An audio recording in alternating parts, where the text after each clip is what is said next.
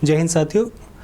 हमने अपनी जो पिछली हमारी दो पॉलिटी की जो दो लास्ट वीडियो थी उसमें हमने देखा था कि जो हमारे संविधान की ऐतिहासिक पृष्ठभूमि है, जो हिस्टोरिकल बैकग्राउंड है, उससे रिलेटेड जो थ्योरीज थी या उसको हमने डिटेल में पढ़ा था। अब आज की क्लास जो है हिस्टोरिकल बैकग्राउंड की हमारी लास्ट क्लास है और इस लास्ट क्लास में हम उन दोनों क्लासेस में हमने क्या पढ़ा या वहाँ से हमारा क्या याद रहा उस चीज़ को परखने की कोशिश करेंगे। तो उसको परखने के लिए मैं कुछ क्वेश्चन लेके आया हूँ जो उस हिस्टोरिकल बैकग्राउंड से जो भी ऐसे क्वेश्चन हैं जो बन सकते हैं या कोई कुछ ऐसे क्वेश्चन हैं जो किसी एग्ज़ाम में आए हैं उनको मैं लेके आया हूँ। साथ में उनको करने की कोशिश करते हैं, कोशिश करेंगे थोड़ा जल्दी करें। आपको लग सकता है कि मैं इस वीडियो में स्पीड से जा रहा हूँ, लेकिन इस स्पीड से जाने में जो क्वेश्चन है, क्वेश्चन को टैकल करने की जो हमारी स्पीड है आहिस्ता आहिस्ता वो भी बननी शुरू हो जाएगी।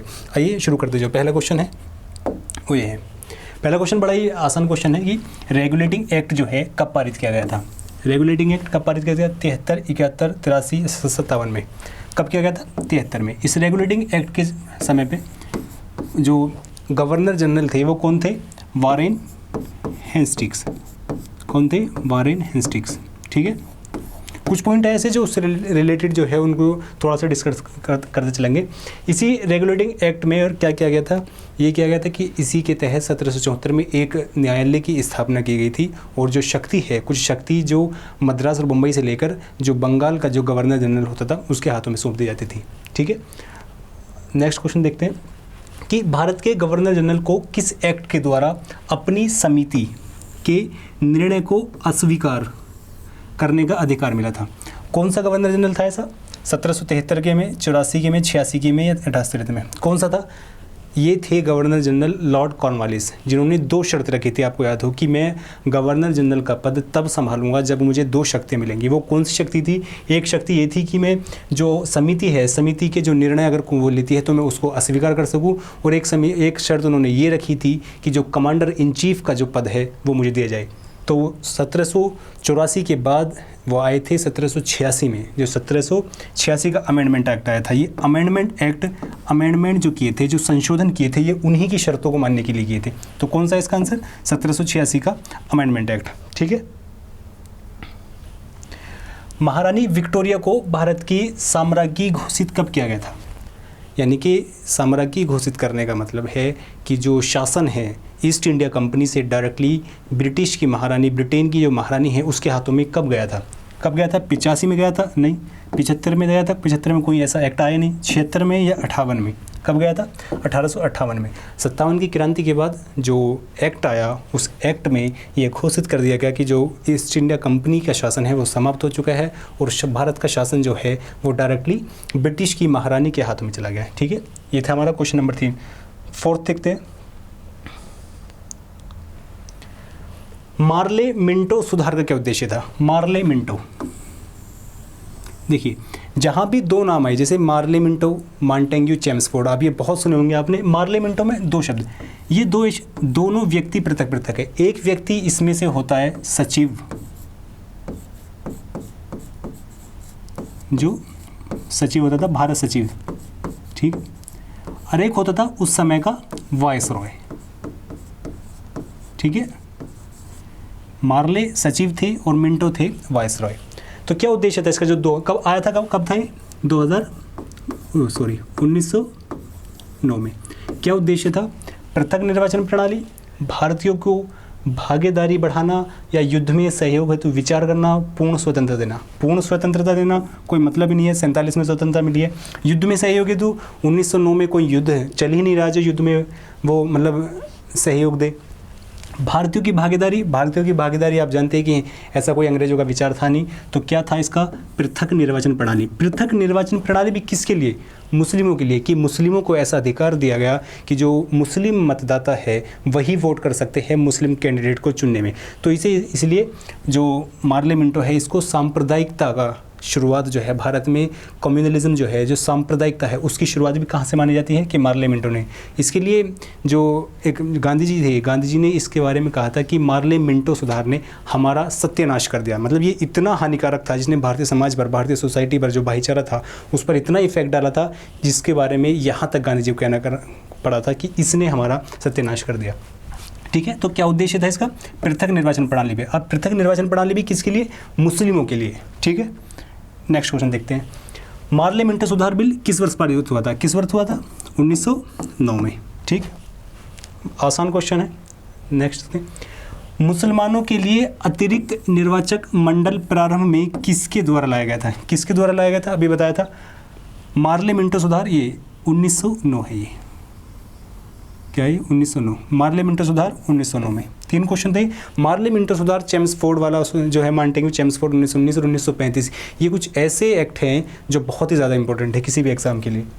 ठीक है, वह कौन सा अधिनियम था जिसने भारत में सत्ता ब्रिटिश इंडिया कंपनी से, यानी कि जो ईस्ट इंडिया कंपनी है उससे ब्रिटिश क्राउन में स्थानांतरित कर दी? जैसे हमने अभी पहला क्वेश्चन पढ़ा था कि ब्रिटिश की जो महारानी है, भारत की जो साम्राज्ञी ब्रिटेन की महारानी को कब घोषित किया गया था, उसी टाइप का है, उसी सेम क्वेश्चन है, बस लैंग्वेज बदल दी है। सारा खेल क्या है? लैंग्वेज का। वहाँ पर सिर्फ आसान लैंग्वेज पूछी थी, इसमें क्या पूछी थी कि ब्रिटिश की जो महारानी है उसको भारत की साम्राज्ञी घोषित कब किया गया। इसमें लैंग्वेज चेंज कर दिए। लैंग्वेज चेंज करके क्या कर दिए कि जो ईस्ट इंडिया कंपनी है उससे शासन डायरेक्टली ब्रिटिश क्राउन के या महारानी के हाथों में कब गया? कब गया था? 1857 की क्रांति के बाद जो एक्ट आया था, एक्ट ऑफ 1858। ठीक, नेक्स्ट क्वेश्चन देखते हैं कि निम्नलिखित में से किस अधिनियम द्वारा भारत के गवर्नर जनरल को अध्यादेश जारी करने की शक्ति प्रदान की गई थी? किस में की गई थी? 1833 के एक्ट में, 92 के एक्ट में, 1861 में या 1909 में? कब की गई थी अध्यादेश जारी करने की शक्ति? भारत परिषद अधिनियम 1861। इसमें कुछ और क्या प्रावधान किए गए थे? कुछ और इसमें 2-3 चीज़ें ऐसी है जो याद करने योग्य है जो 1861 के एक्ट में, क्योंकि कुछ ऐसे भी है कि मैंने वैसे बताया कि जैसे 1909 वाला है, 1919 वाला है, ऐसी जो 3 भारत परिषद अधिनियम है ये तीनों इंपॉर्टेंट है यहाँ से। क्योंकि 1858-57 की क्रांति के बाद ये आने शुरू हुए थे और उसके बाद जो ब्रिटिश है उन्होंने भारत के जो सिस्टम है उसमें चेंज करना शुरू किया था, और वो चेंज जो है जो सारे झलकते हैं वो इन्हीं परिषद अधिनियम में झलकते हैं। इसमें और क्या चेंज किया था? एक चेंज किया था इन्होंने, पोर्टफोलियो सिस्टम जो है, क्या? Portfolio system. पोर्टफोलियो सिस्टम की शुरुआत हुई थी भारत परिषद अधिनियम 1861 में ही। और एक जो इसमें सबसे इम्पोर्टेंट हुआ था वो हुआ था कि जो कानून बनाने की जो प्रक्रिया है, कानून बनाने की प्रक्रिया में भारतीयों को पहली बार शामिल करने का जो शुरुआत हुई थी कि हाँ भारतीय भी कानून बना सकते हैं, इस तरह की जो सोच आई थी वो पहली बार इसमें आई थी। सबसे पहली बार 1861 में 3 भारतीय, बनारस के राजा और एक थे पटियाला के महाराजा और एक थे सरदिनकर राव, इन 3 लोगों को पहली बार शामिल किया गया था इसमें। कौन कौन? एक तो बनारस के राजा थे, एक पटियाला के महाराजा और एक थे सरदिनकर राव।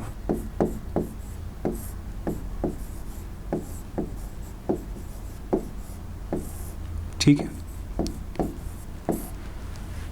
पटियाला के महाराजा। जैसे पटियाला जो है एक बड़ा यूनिक शब्द है, मैं तो आपको बता दूं कि पटियाला मतलब अपने साथ बहुत सारी विशेषताओं को लेता है। पटियाला पैक होता है, पटियाला साड़ी होती है, पटियाला जूती होती है, मतलब बहुत सारे ऐसे शब्द हैं जो पटियाला से रिलेटेड है। तो इसलिए आप याद रख सकते हैं कि बनारस के महाराजा, पटियाला के महाराजा और सर दिनकर राव। अगला क्वेश्चन देखते हैं, चेम्सफोर्ड सुधारों में प्रावधानों का सार क्या था? चेम्सफोर्ड सुधार मतलब मॉन्टेग्यू चेम्सफोर्ड सुधार जो 1919 में आए थे। मॉन्टेग्यू पूरा नाम क्या था? मॉन्टेग्यू और चेम्सफोर्ड सुधार। ठीक है, उसका क्या सार था? राज्यों की स्वायत्ता, यानी कि राज्यों की जो है उनको एक तरीके से शक्ति देना, प्रांतों में दोहरा शासन या हिंदू मुस्लिम हेतु अलग निर्वाचन व्यवस्था या राज्यपालों को वीटो शक्ति। हिंदू मुस्लिम हेतु अलग निर्वाचन व्यवस्था किस में की गई थी? 1909 के में मार्ले मिंटो एक्ट में, तो ये हो ही नहीं सकता है। ठीक है, प्रांतों में दोहरा शासन या राज्यों को स्वायत्ता, राज्यों को स्वायत्ता मिली थी 1935 के एक्ट में, तो ये भी नहीं हो सकता है। प्रांतों में दोहरा शासन, ठीक है, ये प्रांतों में दोहरा शासन है क्योंकि प्रांतों में दोहरा शासन करके 2 विषय बनाए गए थे कि अब कुछ विषय ऐसे हैं जो आरक्षित होंगे, कुछ विषय ऐसे हैं जो हस्तांतरित होंगे। उनको उसमें कुछ विषय को डाला गया था कि गवर्नर जनरल है वो किस हिसाब से शासन करेगा। तो जो प्रांतों में जो दोहरा शासन शुरू हुआ था वो हुआ था मॉन्टेग्यू चेम्सफोर्ड सुधार 1919 के में। ठीक है, आगे देखते हैं। 1946 की कैबिनेट मिशन में निम्न में से कौन नहीं था? देखिए कुछ जहाँ पे कुछ क्वेश्चन ऐसे आते हैं ना कि नहीं था या था, वहाँ पर बड़ा ध्यान देने की आवश्यकता है, क्योंकि मतलब मेरे साथ भी कुछ, मैं व्यक्तिगत रूप से बताऊँ तो मेरे साथ भी कुछ एग्जाम में ऐसा हुआ कि नहीं और है के फेर में मैंने क्वेश्चन को गलत कर दिया, कि वहाँ पूछ रहा था नहीं है या है, और मैंने उसका गलत मतलब लेके उसको क्वेश्चन को आते हुए भी मैंने गलत कर दिया था। तो इस तरह इस पर जो ये है, ये कोर जो शब्द है, इसको ध्यान देने की आवश्यकता है कि कौन नहीं था। कैबिनेट मिशन आया था, कैबिनेट मिशन आया था 1946 में, कि भारत का जो संविधान है उसकी रूपरेखा के लिए। उसमें कौन कौन 3 व्यक्ति थे, कौन कौन शामिल थे? पैथिक लॉरेंस शामिल थे, अलेक्जेंडर साहब शामिल थे, सर स्टैफर्ड क्रिप्स शामिल थे। कौन शामिल नहीं था? Lord every. तो आंसर क्या होगा इसका? लॉर्ड एवरी, ये शामिल नहीं थे। स्टैफर्ड क्रिप्स जो थे, स्टैफर्ड क्रिप्स 1942 में जो क्रिप्स मिशन आया था, क्या आया था? क्रिप्स मिशन, उसके अध्यक्ष भी थे, लेकिन बाद में ये इन 3 सदस्य, कैबिनेट मिशन के जो 3 सदस्य हैं उसके एक नॉर्मल सदस्य के रूप में भारत आए थे। ठीक है, नेक्स्ट क्वेश्चन देखते हैं। कैबिनेट मिशन योजना के विषय में कौन सा सही नहीं है? देखिए फिर ध्यान दे दियो, नहीं है। कैबिनेट मिशन जो आया था उसमें क्या क्या विशेषताएं थी या क्या क्या विशेषताएं नहीं थी, ये बड़ा मतलब एक स्मरण रखने योग्य विषय है कि कौन कौन से ऐसे हैं जो कैबिनेट मिशन का हिस्सा नहीं है। प्रांतीय समूहीकरण के लिए उसने कहा था, यस कहा था कि प्रांत में जो है समूह होंगे, उस समूह में मतलब 3 समूह थे वो, हाँ शायद वो 3 समूह थे, हो सकता है कि मैं इसमें थोड़ा गलत हूँ, कि एक में जो है हिंदू बहुल राज्य थे, 2 में जो है मुस्लिम बहुल राज्य थे। एक था कि भारतीय सदस्यों वाला अंतरिम मंत्रिमंडल, और पाकिस्तान की स्वीकृति या संविधान निर्माण का अधिकार। देखिए संविधान निर्माण का अधिकार दिया था, पाकिस्तान की स्वीकृति नहीं थी। ये पाकिस्तान की स्वीकृति कहाँ थी? ये थी माउंट बैटन योजना में। कहाँ थी? माउंट बैटन योजना। इस माउंट बैटन योजना को दूसरा नाम क्या दिया जाता है? 3 जून प्लान। क्या? 3 जून प्लान, क्योंकि 3 जून को ये जो योजना है ये सार्वजनिक हुई थी, तो इसलिए इसको 3 जून प्लान भी कहा जाता है। तो प्रांतीय समूहीकरण जो था वो भी उसका आधार था। भारतीय सदस्यों वाला अंतरिम मंत्रिमंडल भी था, क्योंकि अंतरिम मंत्रिमंडल में आप जानते हैं जब आप उनको पद को पढ़ते कि कौन प्रधानमंत्री था, जैसे नेहरू साहब प्रधानमंत्री थे, तो वो अंतरिम मंत्रिमंडल भी था। और जी संविधान निर्माण का अधिकार भी भारतीयों को था, लेकिन क्या नहीं था? वो था कि पाकिस्तान की स्वीकृति। ठीक है, नेक्स्ट देखते हैं। भारत का संविधान लागू होने तक स्वतंत्रता के पश्चात किसके शासक, किसके द्वारा, यहाँ पे होगा कि पश्चात होने तक किसके द्वारा भारत का शासन चलाया गया? कब से? जब से भारत का संविधान जो है लागू होने तक और स्वतंत्रता के बीच में 1947। देखिए हमारा देश आज़ाद हुआ 1947 में, और कॉन्स्टिट्यूशन जो हमारे यहाँ पे लगा वो लगा, जैसे थोड़ा लगा जो लागू हुए कुछ प्रावधान 26 नवंबर 1949 में, और कम्प्लीटली लगा जो लागू हुआ वो हुआ 26 जनवरी 1950 को। लेकिन उस बीच जो समय है, उसके बीच समय कौन से ऐसे डॉक्यूमेंट्स है या कौन सा ऐसा एक्ट है जिसके आधार पर जो भारतीयों का शासन चला? क्योंकि अपराध भी उस टाइम पे होंगे, लोगों के जो फंडामेंटल राइट्स है वो भी होंगे, मतलब जो भी अधिकार थे वो किस आधार पर चले? वो चले थे 1935 के सरकार के अधिनियम द्वारा। जो 1935 में जो एक्ट आया था, 1935 के एक्ट की विशेषताएं हमने अपने उसमें जो प्रीवियस वीडियो थी हमारी उसमें हमने देखी थी कि क्या 1935 के एक्ट की विशेषताएं थी। तो जो 1935 के एक्ट में जो भी प्रावधान थे उसके हिसाब से उस मध्य वाले पीरियड को, आज़ादी से और संविधान के लागू होने के बीच जो पीरियड है उसका जो शासन है उसके द्वारा भारत का चलाया गया। ठीक है, भारतीयों को 1947 में जो सत्ता सौंपी, वो जो योजना थी किस नाम से जानी जाती है? अभी मैंने बताया था ये आपको, ड्यूरेंट योजना नहीं थे। ड्यूरेंट योजना क्या है?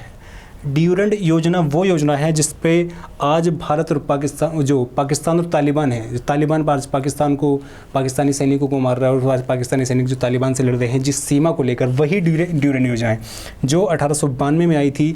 जो क्योंकि 1892 तक जो पाकिस्तान है वो भारत का हिस्सा था, और जो उस टाइम के भारत और अफगानिस्तान के मध्य जो सीमा निर्धारित करने के लिए जो योजनाएं थी उसको कहा जाता है ड्यूरेंट योजना। लेकिन आज पाकिस्तान अलग हो चुका है, तो ड्यूरेंट योजना अगर आज के उसमें परिप्रेक्ष्य में क्वेश्चन आता है तो आज ड्यूरेंट योजना पाकिस्तान और अफगानिस्तान के मध्य जो सीमा है उसको निर्धारित करने के लिए जो योजना थी उसका नाम है। ठीक है, मिंटो मार्ले योजना 1909 में आई थी। जिसमें मुस्लिमों को पृथक निर्वाचक दिया था। वेवेल योजना, ये जो स्वतंत्रता के बीच समय जो मुस्लिम लीग और कांग्रेस में जो विवाद चल रहा है उससे रिलेटेड है। जो स्वतंत्रता से संबंधित है, जो सत्ता भारतीयों को सौंपी, वो थी माउंटबेटन योजना। नाम इसका मैंने अभी बताया था आपको, दूसरा नाम है इसका 3 जून प्लान। क्या है? 3 जून प्लान। अगला क्वेश्चन देखते हैं। अखिल भारतीय महासंघ स्थापित करने का प्रावधान शामिल किया गया था, कि कहाँ ये प्रावधान शामिल किया गया था स्वतंत्रता से पहले, कि एक अखिल भारतीय संघ होगा और जो राज्य हैं, जो रियासतें हैं, वो उसका एक हिस्सा होंगी। किस में किया गया था? अगस्त प्रस्ताव कुछ नहीं है, भारत सरकार अधिनियम नहीं है, कैबिनेट मिशन प्रस्ताव नहीं है, ये था भारत सरकार अधिनियम 1935 में।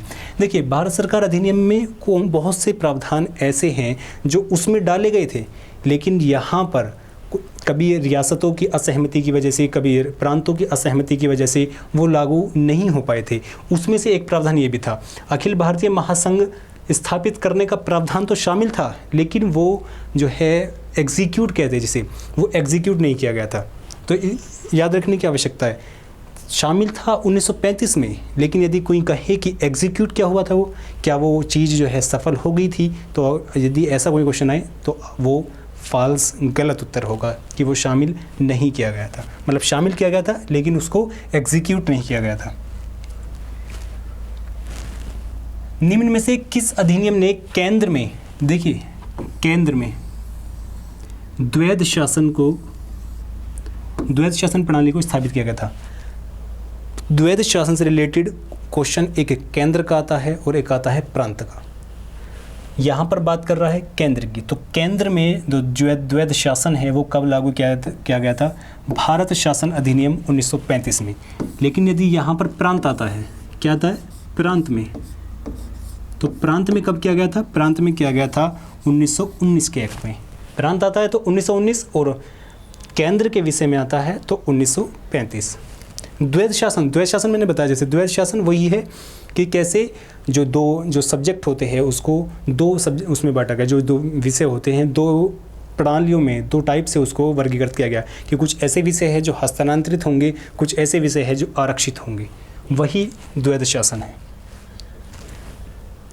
ये कह रहा है कि संघीय प्रणाली का पहला प्रयास भारत सरकार द्वारा किया गया।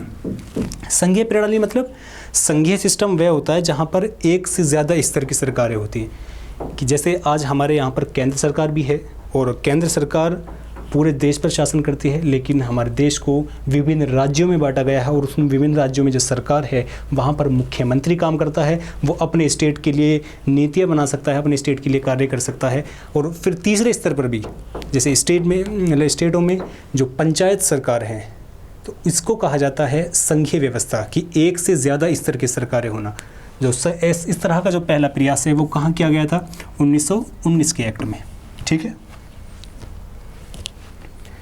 किस अधिनियम की प्रमुख विशेषता प्रांतीय स्वायत्तता थी? मतलब कौन सा ऐसा एक्ट था जिसमें प्रांतों को स्वायत्तता, यानी कि प्रांतों को ऑटोनॉमी, यानी कि स्वतंत्रता, कुछ जो है उन पर जो केंद्र का जो अधिकार है वो ढीला किया गया था? वो कौन सा था? 1919 में। प्रमुख विशेषता प्रांतीय स्वायत्तता, 1919 में कुछ अधिकार दिए गए थे, लेकिन स्वायत्तता प्रांतों को नहीं थी। जो प्रांतों को स्वायत्तता मिली थी वो मिली थी 1935 के एक्ट में। देखिए यहाँ पर कुछ अधिकार दिए गए थे, जैसे विषयों को मैंने बताया कि द्वैध शासन लागू करके प्रांतों को कुछ अधिकार दिए गए थे, लेकिन जो पूर्ण स्वायत्तता है, जो ज़्यादा स्वायत्तता है, वो मिली थी 1935 के एक्ट में। भारत में सचिव का पद किसके द्वारा निर्मित किया गया था? किसका पद? सचिव का पद। सचिव मतलब भारत सचिव।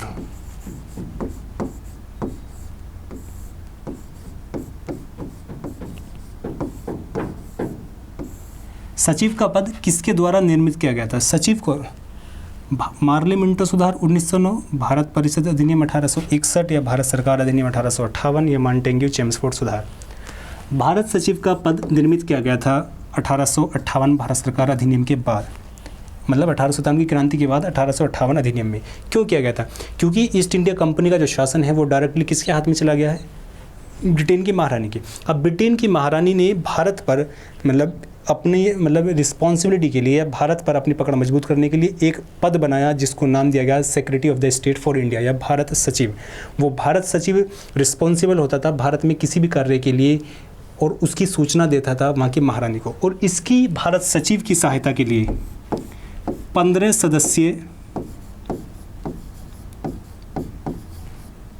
सदस्यों की एक समिति बनाई गई थी जिसको कहा गया था सलाहकार समिति। 15 सदस्यीय सलाहकार समिति, ठीक है।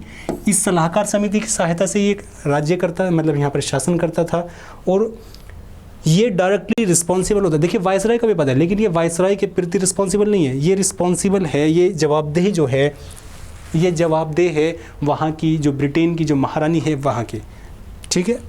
नेक्स्ट क्वेश्चन देखते हैं। किस भारत सरकार अधिनियम के तहत पहली बार विधायिका में कुछ निर्वाचित प्रतिनिधित्व की मंजूरी दी गई थी? देखिए ध्यान से पढ़िएगा क्वेश्चन थोड़ा सा। किस भारत सरकार अधिनियम के तहत पहली बार विधायिका में कुछ निर्वाचित प्रतिनिधित्व की मंजूरी दी गई थी? देखिए इस शब्द पर थोड़ा सा फोकस कीजिएगा और फिर अटेम्प्ट कीजिएगा क्वेश्चन को। निर्वाचित, देखो मैं यहाँ पर आपको हिंट दे रहा हूँ, एक है नामांकित, एक है निर्वाचित, ठीक है।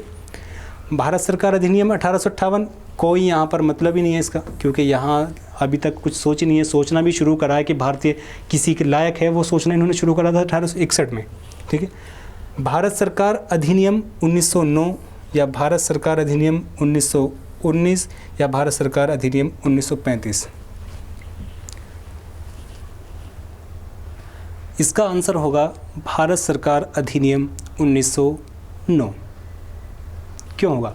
क्योंकि आप जानते हैं कि जो मार्ले मिंटो सुधार आप जहाँ पढ़ते हैं तो वहाँ मार्ले मिंटो सुधार में आप ये भी देखते हैं कि मुस्लिमों को जो सांप्रदायिक जो प्रतिनिधित्व है वो दिया गया। जब सांप्रदायिक प्रतिनिधित्व दिया गया यानी कि मुसलमानों को यह अधिकार दिया गया कि वे अपने चुन सकते हैं, तो 1909 से पहले यहाँ पर कोई एक्ट है ही नहीं। जब 1909 से पहले कोई एक्ट ही नहीं है तो आंसर जो है अपने आप ही सारे एलिमिनेट होकर आंसर हो जाता है हमारा 1909 का।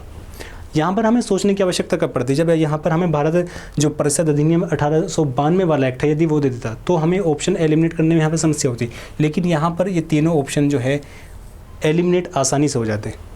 इसलिए हमारा आंसर क्या होगा? बी, भारत सरकार, ये भारत परिषद अधिनियम है, ठीक है, भारत परिषद अधिनियम। नेक्स्ट क्वेश्चन देखते हैं कि भारत शासन अधिनियम 1935 द्वारा स्थापित संघ में, जो मैंने बताया था कि 1935 में एक ऐसी थी कि एक भारतीय संघ होगा और रियासतें और प्रांत जो है उसके अधीन कार्य करेंगे। बेशक वो प्रणाली जो है वो एग्जीक्यूट नहीं हो पाई थी, लेकिन उसकी जो अपनी विशेषताएं थी उसमें विशेषताओं में से एक ये थी कि जो उसमें अवशिष्ट शक्तियाँ हैं। अवशिष्ट शक्तियाँ किसको बोलते हैं? Residual power. ये उसको बोलते हैं, जैसे मैंने आपको थ्योरी क्लास में भी ये बताया था कि अवशिष्ट शक्तियाँ वे होती हैं कि जो उस समय पर विद्यमान नहीं है। जैसे जब हमारा देश आज़ाद हुआ था, जब कॉन्स्टिट्यूशन बना था, तब आर्टिफिशियल इंटेलिजेंस नहीं था, तब रोबोटिक्स नहीं था, तब क्वांटम फिजिक्स जो है इस तरह की चीज़ें नहीं थी। जो ऐसे विषय है जो भविष्य में आ सकते हैं या भविष्य में जिनका मतलब जिन पर कानून बनाने की आवश्यकता पड़ सकती है, वो जो विषय होते हैं वो होते हैं अवशिष्ट जो है विषय, अवशिष्ट शक्तियाँ। तो 1935 में ये इस तरह की शक्तियाँ किसको दी गई थी? संघीय विधानमंडलों को नहीं, प्रांतीय विधानमंडलों को नहीं, गवर्नर जनरल। देखिए आंसर इसका सी है, लेकिन ये गवर्नर जनरल नहीं है, क्योंकि गवर्नर जनरल का पद जो है चेंज हो चुका है। गवर्नर जनरल को क्या कहा जाता है यहाँ पर? वायसरॉय। तो ये शक्तियाँ किसको दी गई है? वायसरॉय को।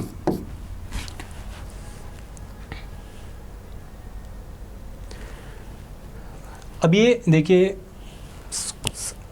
कौन सही नहीं है, मैचिंग वाला क्वेश्चन है। साइमन कमीशन, भारत विभाजन कोई मतलब ही नहीं है। भारत विभाजन, साइमन कमीशन आया 1927 में, भारत का जो विभाजन हुआ वो हुआ 1947 में, ये आया 1927 में।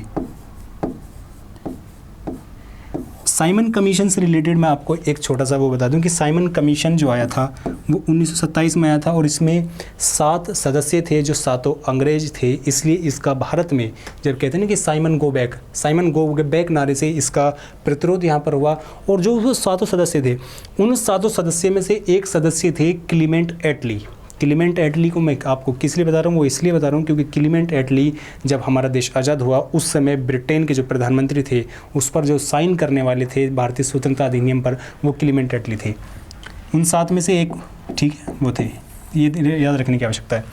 कैबिनेट मिशन, संविधान सभा का गठन, ये सही है। भारत सरकार अधिनियम में स्वशासन था, सही है। मार्ले मिंटो सुधार में सांप्रदायिक प्रतिनिधित्व, ये सही है। सही क्या नहीं है? Simon commission. क्योंकि साइमन कमीशन किस लिए आया था?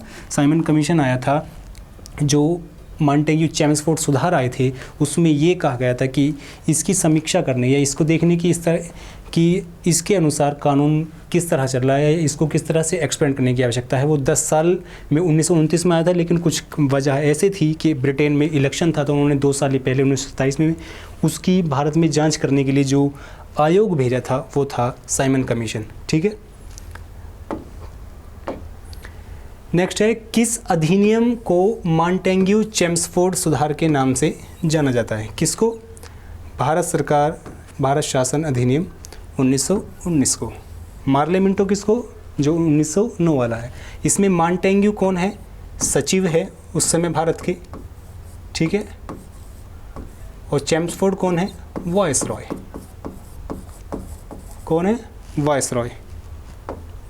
देखिए अगला क्वेश्चन क्या है कि बी.आर. अम्बेडकर और महात्मा गांधी के मध्य जो 1932 में जो साइन हुआ था पूर्णा समझौते, उसमें क्या प्रावधान था? पढ़िए क्वेश्चन को ध्यान से। देखिए जब बी.आर. अम्बेडकर की बात होती है और महात्मा गांधी की बात होती है तो हमारे दिमाग में एकदम आज़ादी के सबसे अग्रणी नेता के रूप में महात्मा गांधी निकल कर आते हैं और संविधान के सबसे अग्रणी जो पर्सनैलिटी है, संविधान को बनाने वाले, संविधान को लिखने वाले जो सबसे अग्रणी पर्सनैलिटी है, उसके विषय में बी.आर. अम्बेडकर की बात आती है। लेकिन दुर्भाग्य से हमारे देश में बहुत से लोग अभी भी ऐसे हैं जो नासमझ है, अशिक्षित है शायद, जो इस तरह की बात मतलब वही लोग कर सकते हैं कि जो इनके बारे में अपशब्द बोलते हैं। और अम्बेडकर के बारे में, जो बाबा साहब अम्बेडकर हैं उनके बारे में तो जब बोलते हैं तो वो लोग जो इनके बारे में इस तरह की बात करते हैं वो उनकी शिक्षा का लेवल क्या है वहाँ तक तो पहुँचने की बहुत दूर की बात है, उनकी डिग्रियों तो वो याद नहीं कर सकते। जिस बंदे ने मतलब BA उस समय पर जहाँ पर जब मतलब शिक्षा को हासिल करना इतना ज़्यादा, और ख़ासकर इनकी जैसी गरीब पृष्ठभूमि से आने वाले व्यक्ति के लिए, कि जिस व्यक्ति ने BA बॉम्बे यूनिवर्सिटी से, MA जो है कोलंबिया यूनिवर्सिटी से, PhD कोलंबिया यूनिवर्सिटी से, और PhD भी एक नहीं 3 PhD जिस बंदे ने की हो, और MSc और DSc जो है लंदन स्कूल ऑफ इकोनॉमिक्स से, जिसने बार एट लॉ लंदन से किया हो, और जो डिलीट है उस्मानी यूनिवर्सिटी से, जिस बंदे ने इतनी मतलब डिग्रियाँ ली हों, उस बंदे के बारे में मतलब हमें यदि कोई व्यक्ति ऐसा है जो बोलता है तो उसको कुछ सोचना चाहिए, समझना चाहिए कि हम मतलब बात जो है वो किस व्यक्ति के बारे में कर रहे हैं। ऐसे ही कुछ लोग महात्मा गांधी को बोल देते हैं। इसलिए यदि आपके बारे में कोई इस तरह की बातें करे तो उससे घबराना नहीं है। घबराना इसलिए नहीं है क्योंकि लोगों का काम है इस तरह की बातें करना, क्योंकि ये फिर वही लोग होते हैं जो आपकी सफलता के बाद सबसे अगली श्रेणी में सबसे आगे खड़े होते हैं, ये बताने के लिए कि आप ही उनके सबसे करीबी है। इसलिए उस पर ध्यान मत दीजिए। अब आइए क्वेश्चन को पढ़ते हैं। अंबेडकर और महात्मा गांधी के मध्य 1932 में साइन पुणे समझौते में क्या प्रावधान था? डोमिनियन स्थिति बनाए रखना? नहीं, क्योंकि बी.आर. अम्बेडकर और महात्मा गांधी के मध्य विवाद है तो जाहिर सी बात है बी.आर. अम्बेडकर प्रतिनिधित्व करते थे दलित समाज का, तो कुछ ऐसा मसला होगा जो दलितों से रिलेटेड होगा। मुसलमानों के लिए पृथक निर्वाचन क्षेत्र का? नहीं है। हरिजनों के लिए पृथक निर्वाचन क्षेत्र का? नहीं हो सकता है। और एक ये कि हरिजनों के लिए आरक्षण सहित संयुक्त निर्वाचन क्षेत्र का। देखिए पूर्ण समझौता बेसिकली क्या था? पूर्ण समझौता था कि जो 1932 में मैकडोनाल्ड पुरस्कार आया था या मैकडोनाल्ड अवार्ड आया था। मैकडोनाल्ड कौन थे? 1932 में ब्रिटेन के प्रधानमंत्री थे। उन्होंने एक ऐसी स्थिति की थी जो पहले वो हिंदू मुस्लिमों को बांट रहे थे, अब उन्होंने ये काम करना शुरू किया था कि हिंदुओं में भी जो दलित है, जो दलित उसका अभिन्न हिस्सा, गांधी जी मानते थे कि हिंदू का अभिन्न हिस्सा है दलित, तो उनको अलग करने का वो क्या था कि उनको जो है जैसे मुसलमानों को पृथक निर्वाचन क्षेत्र दिया गया था वही दिया गया था। लेकिन गांधी जी यरवड़ा की जो पुणे की जो यरवड़ा जेल है वहाँ पर बनते उन्होंने आमरण अनशन शुरू किया। उस आमरण अनशन शुरू करने के बाद गांधी जी और अंबेडकर के मध्य एक समझौता हुआ। उस समझौते को ही कहा जाता है पूर्ण समझौता। उसमें प्रावधान था, उसमें ये सहमति बनी कि जो दलित है, दलितों को हिंदुओं के जो संयुक्त प्रणाली है, जो संयुक्त निर्वाचन क्षेत्र है, उसके अंदर ही आरक्षण दिया जाएगा, उसको अलग नहीं किया जाएगा। तो जो वो चीज़ थी पुणे समझौते में, वो थी हरिजनों के लिए आरक्षण सहित संयुक्त निर्वाचन क्षेत्र का। हमारा जो लास्ट क्वेश्चन है बहुत आसान क्वेश्चन है कि 1909 में भारत का जो वायसराय था कौन था? 1909 में कौन सा एक्ट आया था? मार्ले, मिंटो। मार्ले क्या थे? सचिव थे। तो वायसराय कौन होंगे? वायसराय होंगे मिंटो। इस तरह ये हमने आज 25 क्वेश्चन किए हैं। आपका इसमें से कितना स्कोर है वो हमें कमेंट सेक्शन में ज़रूर बताइएगा। शुक्रिया।